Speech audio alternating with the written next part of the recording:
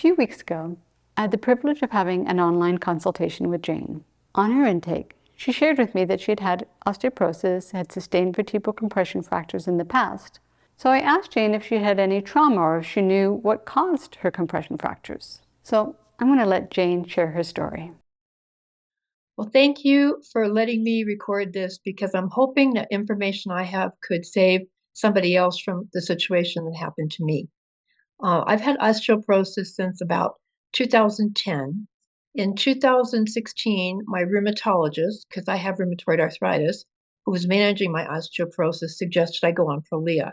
She did ask me if I was going to have any major dental work, and I was. And so she said, we have to wait because there can be a problem with necrosis of the jaw.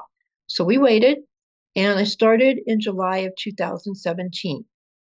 I faithfully did it every 6 months. I did every 2-year DEXA scans. In 2021, something happened in the spring that affects my story. I began to have a situation where after I'd been on my feet for a long time, I would get flank pains and my back just really felt like it wasn't strong enough to hold my body. So being a nurse, I reasoned that perhaps part of that could be that I had a weak core. So I obtained resources about exercises for mature people because I was in my 70s for core strength, and I selected 4 or 5 of them, and I did them every morning 4 to 5 times a week. The second thing that impacts my story is in January of 2022, my dentist told me that a tooth I had no other solution but now to have an implant. I had never had an implant. I was referred to an oral surgeon who told me you have to extract it, you have to put in bone graft, the graft has to grow and stabilize, and then we put in the implant, but it takes at least 6 months. And you cannot be on Prolia because of the problems with jaw necrosis. I went back to my rheumatologist and I said, we're going to start this implant, but he says I cannot be on Prolia for 6 months, and it is due this month in February. And she shook her head and she said, yes, she knew about the necrosis. And she said, we'll just have to wait. So they started the implant on March 6, 2022. This would be 7 months after I'd had my last dose of Prolia. I was doing my famous core exercises, the one where I'm laying on my back, my knees are flexed, and I'm bringing my head towards my knees. And I experienced the worst pain I have ever had in my life in my back. Went to my primary care.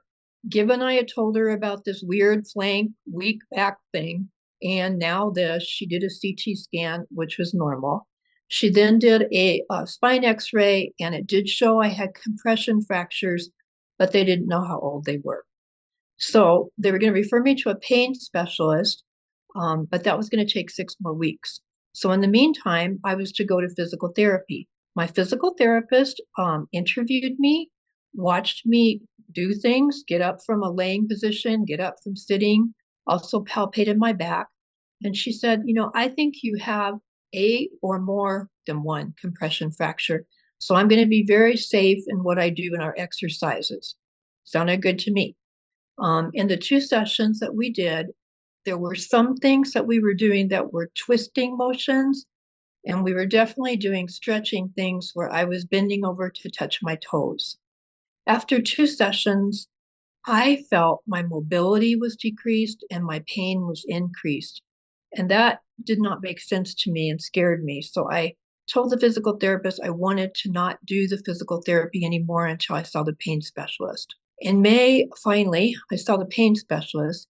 He did an MRI and he found 4 compression fractures, 2 of them perhaps older, but 2 definitely new because there was bone edema. He said there really wasn't much we could do. We were 2 months out from the occurrence of the fracture, the new ones. He ordered a back brace and he basically said, you need to go back to physical therapy to strengthen your back. So at that point in time, my husband and I were coming to where we live in the summertime, and we're very lucky. There was a wonderful physical therapist who came and worked with me in my home, and basically said, the biggest gift I can give you is your balance. We have got to make sure you don't fall And if you do fall, you fall gracefully. And the second thing he says, I want you to do is, and I'm so glad you've been doing this for 20 years, I want you to get walking again. And I want you to do that with the same vigor you've done it for all those years. So I did. And gradually, and I'm not saying this was easy, everything was hard. Getting out of bed, sitting down, activities of daily living, couldn't do a lot of activities of daily living. But gradually, things got better. But what I did do that summer was I tried to look online to understand more about compression fractures. And Margaret, that's when I found your site. And it's a very lucky thing because I understood more about how and why it happened. But what I also understood for the first time was the danger in certain motions in your everyday living and in exercise that potentiate you to get a fracture. And I realized what I had done, I think, did exactly that. Those flexion exercises tipped the scale. In August of 2022, I went back to see the oral surgeon. He said the graft was not ready. So at this point in time, this is a year since I've had the last dose of Prolia. I went back to my rheumatologist. Now, I still did not understand the connection between the Prolia and this fracture. I now understood the connection between the exercise and the fracture. And I told her I cannot go back on Prolia yet. She didn't really say anything. I said, I have 4 compression fractures. I will never forget. She was stunned. She was baffled. She said, how did that happen? She went in my chart and looked at my February 2022 DEXA scan. And she said, this can't be, that this could not happen. And I think I said, well, it did. And I said, I think I now understand, which I didn't, that there were exercises I was doing that potentiated my risk. And she sort of smiled, and I couldn't tell if she really knew what I was talking about or she didn't. I don't know. She just said, when we start you up again on medication, we should look at Evenity. It's a new drug that is used for osteoporosis for people who had fractures. So I went home, went on with life, was getting better. And in November, I went back to see the oral surgeon. He goes, okay, I think it's ready. Now we're going to have the dentist actually put the implant in, and that was going to be 2 more weeks. And then another strange thing happened. I got this thing from my insurance company saying the rheumatologist had asked for permission to give me Prolia every month in 2023. And I kind of thought, that doesn't make any sense. That's not the dosing schedule. So I decided I needed to look up Evenity since we're getting into the time where I'm taking something again. And so in looking up Evenity and Prolia are made by the same drug company. So all the things about their adverse reactions are together. Evenity, I saw in clinical trials, there had been cardiac events, including stroke.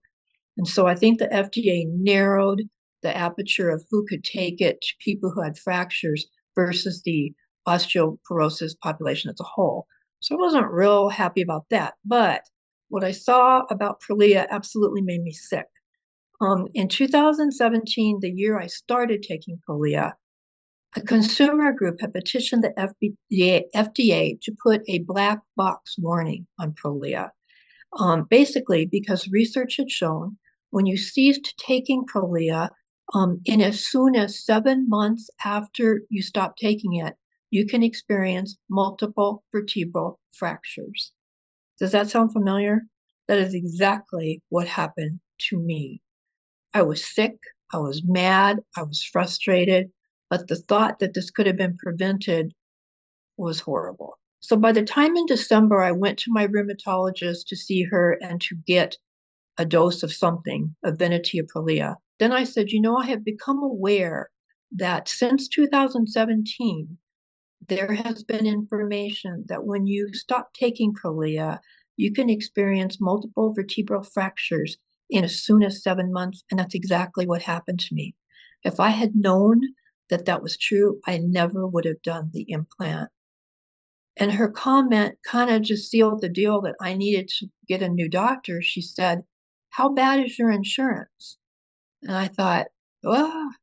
So basically, I needed to get Prolia going again. So I stayed with her to get that dose, and I stayed with her to plan for the next dose 6 months later because it takes time to get in to see a new specialist. I was able to establish care with a new rheumatologist who I find much more in-depth in her verbalization about medication and plans in general. So I feel more confident. But this situation left me with several frustrations. Number one, medical providers, and this is what, Margaret, you're trying to do, medical providers and physical therapists are not aware enough of the danger in movement and exercise to warn their patients not to do it in the first place. Medical providers either are not aware. The situation with Prolia that was known since 2017 should have been explained.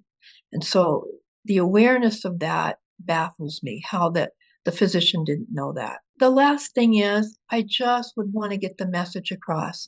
Be the advocate for your body. Read up on the medication you're taking. I didn't do that enough, and I'm a nurse. I trusted I was getting all the information. But if you are on Prolia or any probably osteoporosis medication, if somebody wants you to suddenly stop it with no supplementation, you need to question that. That is a legitimate question you should ask to prevent a situation like happened to me. So I greatly appreciate you allowing me to say this and hope it does save somebody from having the same situation. Jane's story highlights two very important facts. One, if you have osteoporosis, you should not assume that the exercises labeled for seniors shown online are safe. Most are not. Two, if you're receiving Denosumab injections, it was recommended to protect you from fracturing. The problem is not the drug itself, but rather the management of the drug. You must transition to another drug if you're going to miss an injection or stop altogether. You must decide with the doctor who prescribed Denosumab what the plan is to keep you safe from potential rebound fractures. If this doctor is not available, you need to seek out the help of another doctor. Keep yourself safe and protected. I hope this video helps you. And if you have others that you know that are taking Denosumab or considering Denosumab, please share this video with them. Thank you for joining me.